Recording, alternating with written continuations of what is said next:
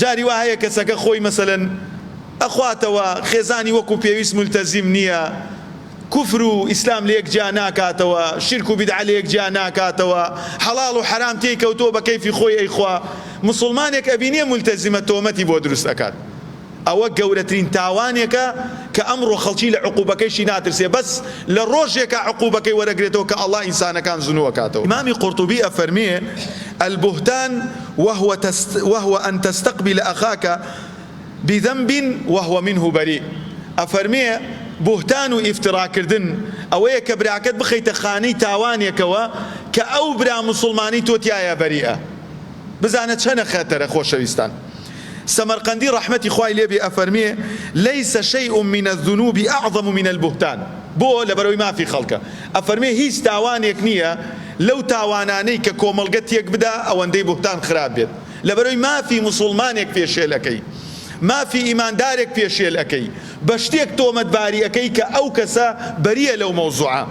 وقد قرن الله تبارك وتعالى بالكفر. خواي قورا موضوع بهتان وافتراء لقل كفر مقارنة كردوا وكل قرآن أفرمي فاجتنبوا الرجس من الأوثان واجتنبوا قول الزور. خوتان ببارزن لا بيسي بتبرستي وكفر بيديني وخوشتان ببارزن لشاهداني نحق. كاتێک کە جەنابەت قسەیەک لە دەمت دەرەچێ بەرامبەر مسڵمانێک زۆر مەئالەکەی خەتەرە ئەگەر تەوبە و پەشیمان نەبی لەسەری. و چەندین خوشکی بەڕێز، چەندین برای بەڕێز، چەندین ئافرەتی داوێن پاک بە هۆکاری قسەیەک تا ئێستاکە دانیشتووە کچێکی هەر بە کچی عازەبی ماوەتەوە بە هۆکاری ئەوەی گەنجێک وەختی خۆی بوهتانێکی بۆ کرد.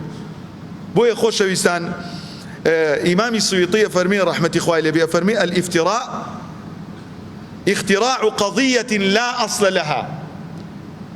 افتراء بهتان كردن أوي خوشويستان موضوعك دروست أكي ببي أوي أصلي هبيت. والشيخ صفر حوالي رحمتي خوالي لبي أفرميه قورترين تاواني كأمر مسلمانان لينا ترسن تومت باركردني مسلماني ملتزمة بتون روي.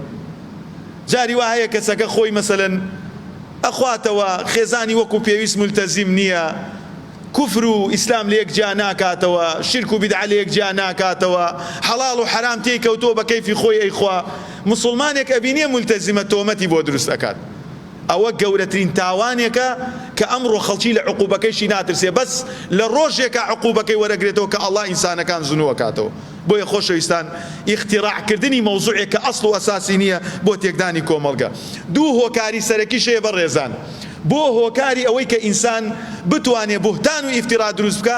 یەکێک لەو مەوزوعە خەتەرانە حەسەدە، حەسادەت لە بینی دوو ئامۆزاکە، یەکێکیان لەم پیاوترە لەو دەوڵەمەندترە، لە بینی دوو شەریک، دوو کۆمپانیا، دوو مامۆستای ئاینی، دوو طالب علم، دوو دراوسێ، دوو برا کە حەسادەت کەوتە بینیانەوە، هەموو ڕێگەیەک ئەپێوێ بۆ ئەوەی براکەی بکەوێنێت. بۆیە بوهتان لێەوە دروستە بێ بەڕێزەکان. هەر حەسادەتی شوای کرد عائلەی یعقوب عەلەیهی السەلام سەرگەردان بن، باوکیان چاو لە دەست بدا. حەسادەت زۆر خەتەرە. حەسادەت کەوتە هەر دڵیەکەوە، وەکو معاویەی کوڕی ئەبوو سوفیان ڕەزای خوای لێبێ ئەفەرمێ من لەگەڵ هەموو کەسێکە هەڵ ئەکەم، بەڵام کەسێک کە لە ئەوەڵی دەقەوە حەسادەتم پێبەرێ ناتوانم چاکسازی لەگەڵا بکەم. بۆیە یەکەم خاڵێک خۆشەویستان کە بوهتان و ئیفترا دروستەکە لە ناو مسلمانان هۆکاری حەسادەتە. ناتوانێت بگاتە پێگەکەی ئەو ئەوێ لە پێگەکەی بدا. بەچی کۆمەڵە هەڵەیەکی گەورەی نییە لێی زەقاتەوە مەجبور هەڵەی بۆ دروست بکە و بێوێ ماڵی کاولکە. هۆکارێکی تریش هۆکاری نەترسانە لە ڕۆژی زیندووبوونەوە. چکۆم پێغەمبەر عەلەیهی الصەلاة وەسەلام ئەفەرمێ من كان يؤمن بالله واليوم الآخر فليقل خيرا أو ليصمت. هەر کەسێ لە ئێمە ئەگەر لە ئەڵڵا بترسین، لە ڕۆژی زیندووبوونەوە بترسین، پێویستە یان خێر بڵێن یان دەمی خۆمان بگرین.